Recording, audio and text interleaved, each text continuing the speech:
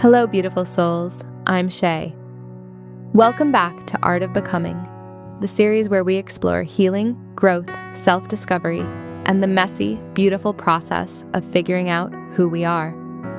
Today's video is called Taking Back My Hand, and it starts with a realization I didn't expect to have at 36 years old. One of the strangest things about becoming an adult is realizing how many people have been holding your hand.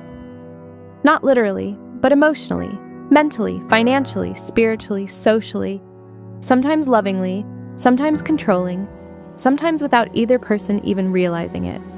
For most of my life, someone always seemed to have a say in what I should do. Parents, partners, friends, family, experts, people who loved me, people who thought they knew what was best for me. And for a long time, I let them, partly because I trusted them, partly because I was scared, partly because when you've spent years doubting yourself, letting someone else steer can feel safer than taking the wheel. There's comfort in having someone tell you what the right answer is. There's comfort in asking for permission. There's comfort in believing someone else knows better. Until one day you realize you've spent so much time listening to everyone else's voice that you can barely hear your own. And that's where I found myself, 36 years old, standing in the middle of my life, trying to figure out what I wanted. Not what everyone else wanted, not what people expected, not what would make everyone comfortable, what I wanted. And that's when something interesting happened.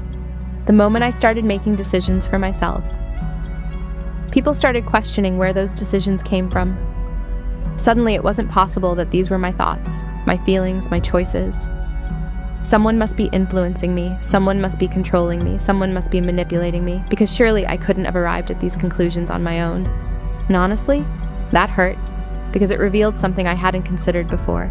Some people were more comfortable believing I was being controlled than believing I was becoming independent. Think about that for a second. The moment you stop asking for permission, people assume someone else must be giving the orders. The moment you stop following familiar expectations, people assume somebody else must be leading you astray. The moment you choose a different path, they look for someone to blame. A friend, a therapist, a partner, the internet, anyone except you. But what if nobody put these thoughts in my head? What if they grew there? What if years of healing, reflection, mistakes, heartbreak, learning, therapy, journaling, crying, questioning, and rebuilding led me here? What if this isn't influence? What if it's growth? That's the thing about becoming. The people around you often meet the version of you that was easiest for them to understand. The version that asked for advice. The version that wanted approval.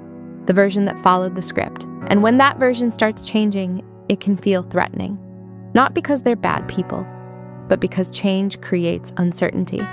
The person they knew starts becoming someone new, and sometimes they don't know what to do with that. I've spent a lot of my life being told who I was, who I should be, what I should want, what I should fear, what I should pursue, what I should avoid. And for the first time, I'm trying something different. I'm listening to myself, not perfectly, not confidently, not without mistakes, but honestly. And maybe that's what adulthood actually is.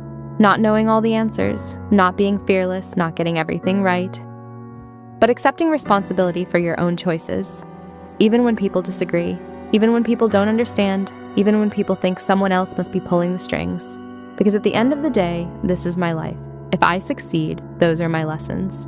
If I fail, those are my lessons too.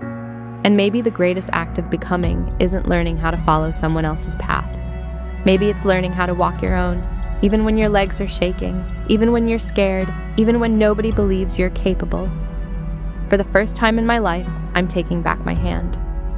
And I'm learning what it feels like to guide myself. Maybe that's what becoming really is. Not having all the answers.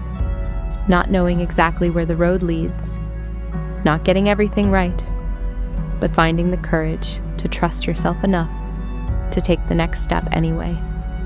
And maybe, just maybe, that's enough. Thank you for being part of this journey with me. Thank you for listening. Thank you for growing alongside me. If this story resonated with you, I'd love to hear your thoughts in the comments below. Have you ever had to learn how to trust your own voice?